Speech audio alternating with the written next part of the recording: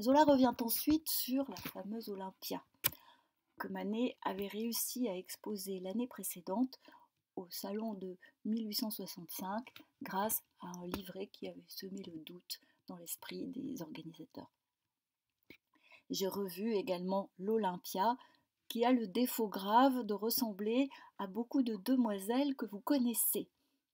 Et cette toile donc avait elle aussi déclenché un scandale parce qu'elle représentait une prostituée à laquelle une servante arrivait annonçait l'arrivée d'un client. Ensuite, donc ce scandale avait également été déclenché par ce que l'on considérait comme la laideur de cette prostituée. Un critique l'avait même comparée à un gorille femelle. Pourquoi? Eh bien parce que Manet ne suivait pas les codes de la beauté féminine qui étaient alors en vigueur.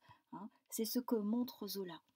Puis, n'est-ce pas, quelle étrange manie que de peindre autrement que les autres. Si au moins M. Manet avait emprunté la houppe à poudre de riz de M. Cabanel, et s'il avait un peu fardé les joues et les seins d'Olympia, la jeune fille aurait été présentable.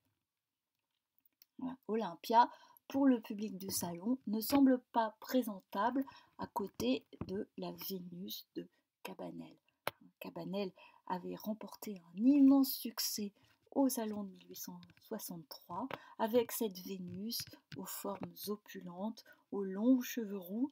Et c'était une Vénus qui réussissait le tour de force d'être à la fois affolante et irréelle.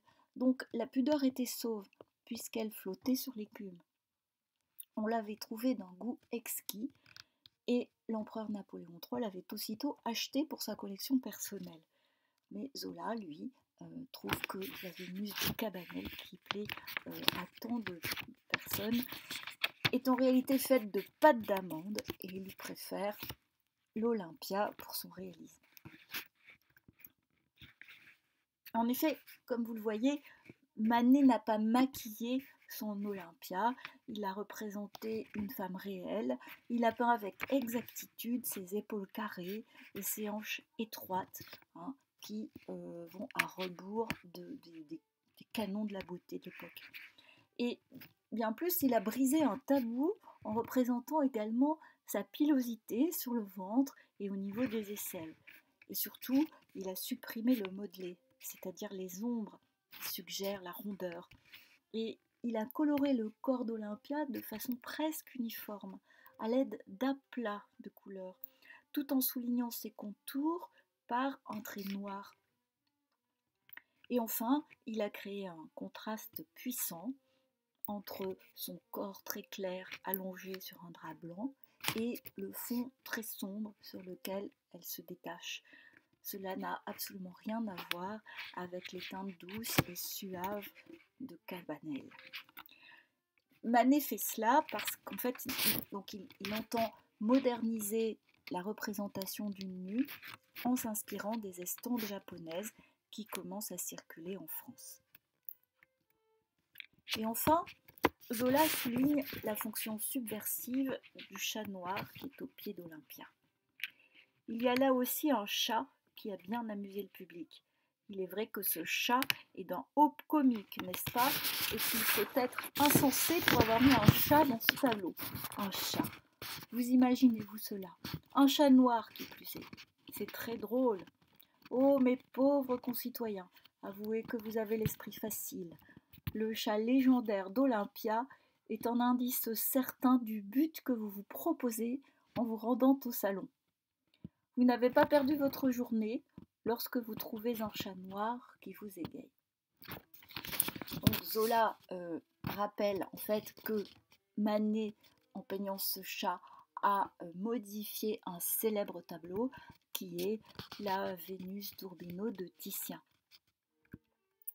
Mais voilà, Manet a remplacé le petit épagneul lové au pied de la courtisane vénitienne par un chat noir quelque peu agressif.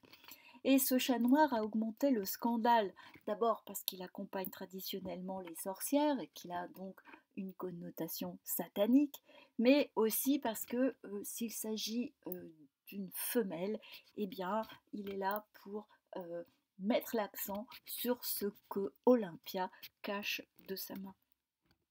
Et Zola se moque de l'incapacité des spectateurs à voir autre chose que cette allusion grivoise. Et il se moque de leur incapacité absolue à comprendre l'art.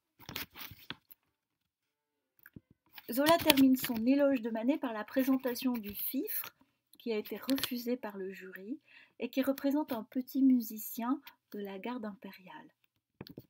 Mais l'œuvre que je préfère est certainement Le joueur de fifre, toile refusée cette année. Sur un fond gris et lumineux se détache le jeune musicien, en petite tenue, pantalon rouge et bonnet de police. Il souffle dans son instrument, se présentant de face. J'ai dit plus haut que le talent de M. Manet était fait de justesse et de simplicité, me souvenant surtout de l'impression que m'a laissée cette toile. Je ne crois pas qu'il soit possible d'obtenir un effet plus puissant avec des moyens moins compliqués. Effectivement, Manet représente avec réalisme le geste du petit fifre et aussi son pantalon trop large. Et d'autre part, il simplifie son dessin à l'extrême. Il procède comme Velázquez et donc il supprime le décor, il supprime la profondeur, il marque à peine la distinction entre le plan horizontal du sol et le plan vertical du fond qui est légèrement plus foncé. Et d'autre part, il supprime les ombres, sauf la toute petite ombre du pied gauche. Il aplatit son image en supprimant une grande partie du modelé et en accentuant les contours et en peignant par à plat. Donc c'est presque une image à 2 dimensions, inspirée par les estampes japonaises. Mais cette image est rendue très puissante par le contraste du rouge et du noir. Zola livre ensuite son analyse de la puissance de la peinture de Manet. Le tempérament de M. Manet est un tempérament sec, emportant le morceau. Il arrête vivement ses figures, il ne recule pas devant les brusqueries de la nature, il rend dans leur vigueur les différents objets se détachant les uns sur les autres. Tout son être le porte à voir par tâches, par morceaux simples et énergiques. On peut dire de lui qu'il se contente de chercher des tons justes et de les transposer ensuite sur une toile. Il arrive que la toile se couvre ainsi d'une peinture solide et forte. Je retrouve dans le tableau un homme qui a la curiosité du vrai et qui tire de lui un monde vivant d'une vie particulière et puissante. Zola comprend donc que Manet, en percevant le réel non comme un ensemble de formes, mais comme un ensemble de tâches, de valeurs picturales qui entrent en harmonie ou plus souvent en contraste les unes avec les autres, eh bien Manet fait de la peinture pure. Et de fait, dans l'histoire de la peinture, c'est une étape absolument essentielle dans l'apparition de l'abstraction. Pour Zola, c'est une marque de réalisme et de force.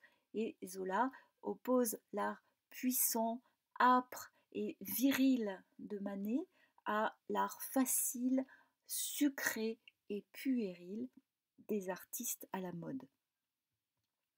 Vous savez quel effet produisent les toiles de M. Manet au salon. Elles crèvent le mur tout simplement. Tout autour d'elle s'étalent les douceurs des confiseurs artistiques à la mode, les arbres en sucre candi et les maisons en croûte de pâté, les bons hommes en pain d'épices et les bonnes femmes faites de crème à la vanille. La boutique de bonbons devient plus rose et plus douce, et les toiles vivantes de l'artiste semblent prendre une certaine amertume au milieu de ce fleuve de lait. Aussi faut-il voir les grimaces des grands enfants qui passent dans la salle. Jamais vous ne leur ferez avaler pour 2 sous de véritable chair ayant la réalité de la vie. Mais ils se gorgent, comme des malheureux, de toutes les sucreries écœurantes qu'on leur sert. Voilà, le public du salon ne peut pas comprendre Manet parce que le public est composé de grands enfants qui n'aiment qu'un art sucré, facile et inconsistant, et qui est incapable donc de comprendre la peinture forte que fait Manet. Enfin, Zola termine en prenant le contre-pied de l'opinion publique, de l'opinion commune, et en affirmant que si Manet est refusé au Salon, eh bien sa place est au musée du Louvre. La place de M. Manet est marquée au Louvre, comme celle de Courbet, comme celle de tout artiste d'un tempérament original et fort. Donc Zola est véritablement le premier à annoncer haut et fort que les toiles de Manet feront date dans l'histoire de la peinture. L'année suivante, il consacre à Manet une monographie entière et Manet le remercie en réalisant son portrait. Donc, pour conclure, eh bien, le premier, Zola a compris que Manet inaugurait par sa peinture la modernité.